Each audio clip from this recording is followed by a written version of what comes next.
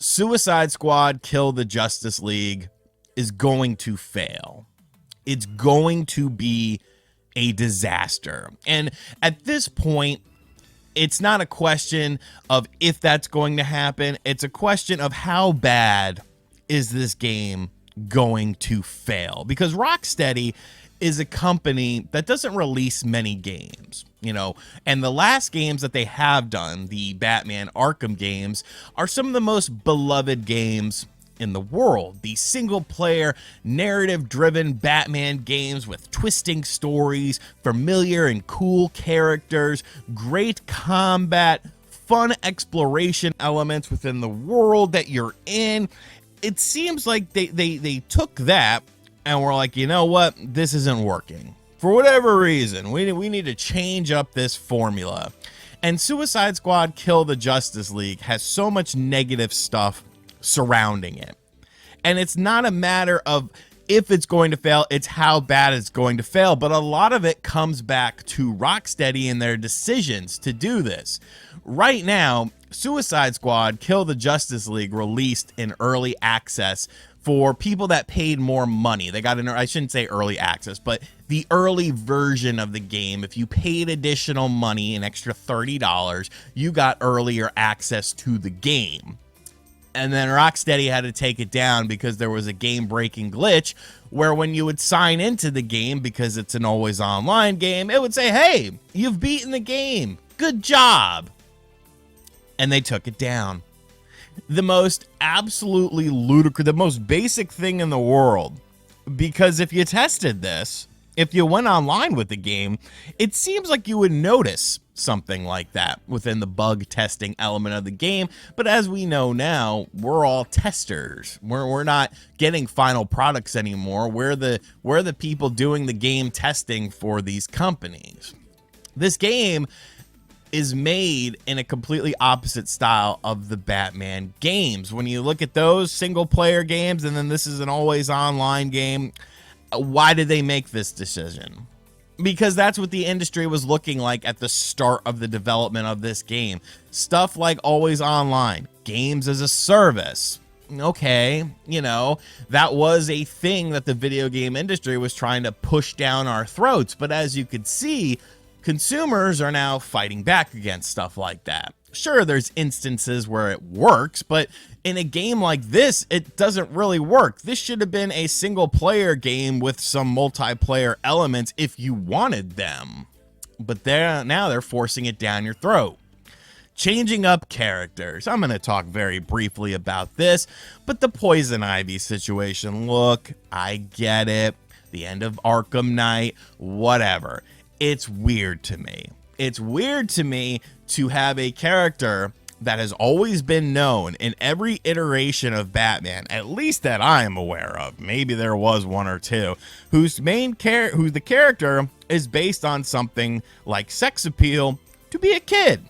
That's a little bit weird. If that was the end of Arkham Knight, you could have retconned it. But the bigger problems arise with this game in the fact that there are no reviews out there, because reviewers haven't been given the game. Now, that's allegedly because the fact that this is an online only game, so there wouldn't be anyone to really play with. But if you're allowing people earlier access who pay you more money to play this game early, why can't you give it to reviewers? Oh, I know why, because you snuck in something a little bit sneaky with this. You decided to put in Denovu into this game a mere few hours before the launch of it, which of course is going to potentially hamper the experience, which of course makes absolutely no sense, because the whole point of that is to check an online server. You're already online.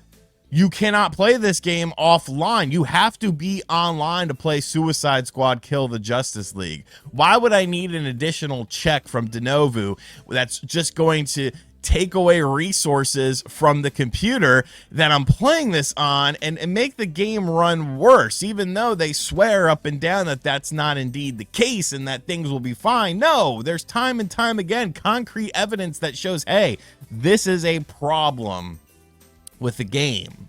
You got Bleeding Hearts on Twitter. Hey, if this game fails, Rocksteady might be in trouble. There might be more layoffs.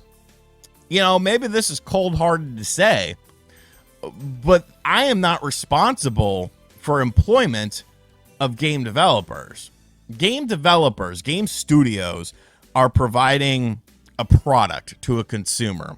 And if that product does not meet certain metrics, if that product is not of a high quality, if that product is not a good product, I shouldn't be guilted into buying the game simply to support the studio. Money is tight for a lot of people. And if people are putting out products that are not quality, then that's just what it is. You know, you don't have to buy every single video game that comes out because you're afraid that the studio might get shut down. Studios should be making high quality products that people want to purchase, that people want to enjoy, that people want to support. When you're doing everything opposite of what people wanted with your game and still expecting support just because, that's an absolutely ridiculous sentiment to have about that. And it just plays into this.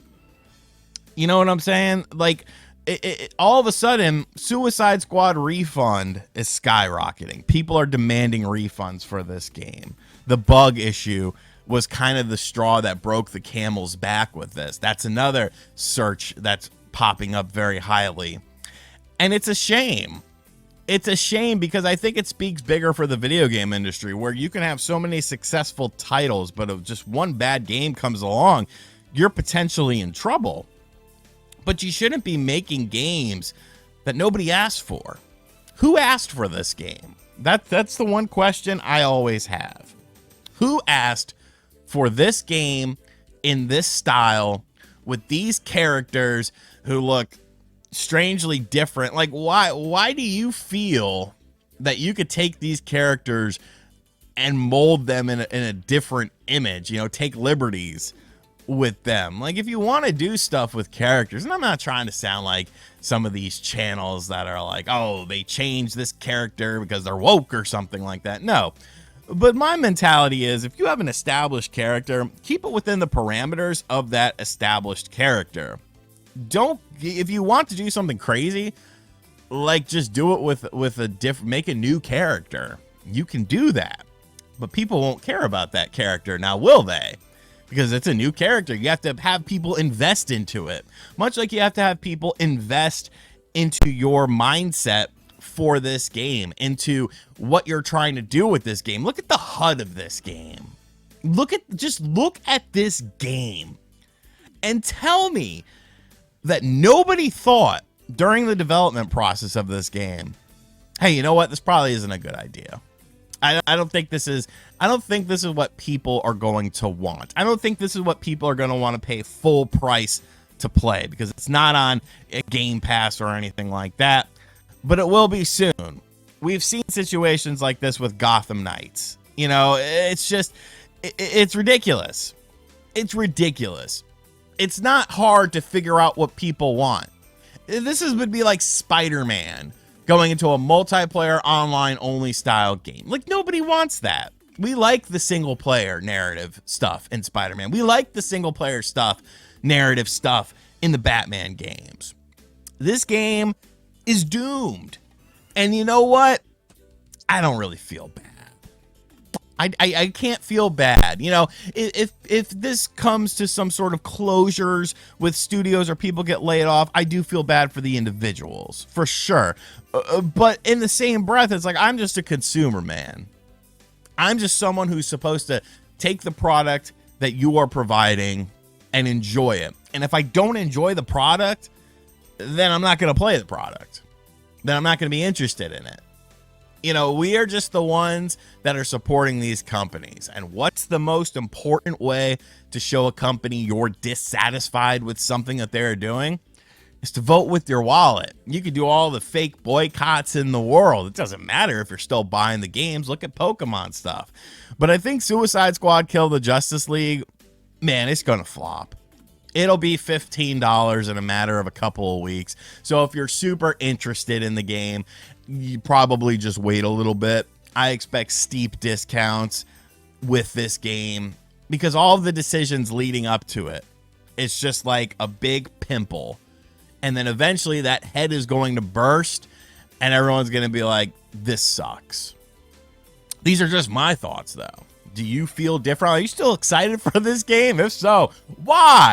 Why in God's name would you be excited for this game still? But hey, you know, who am I to judge?